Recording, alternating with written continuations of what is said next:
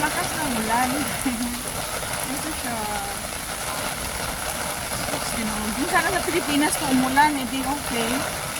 Dito pa siya. Mamarket tayo kahit umulan. Ano mga fruits.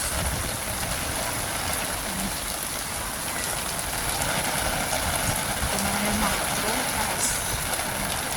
Ang laki naman. Wow, ang laki niyan.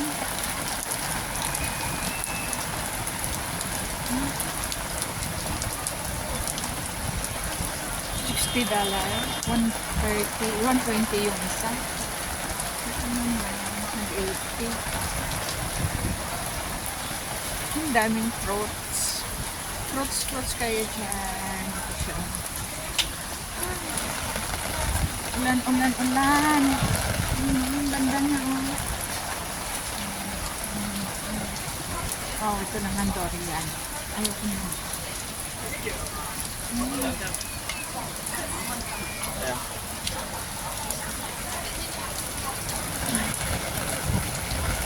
Basa.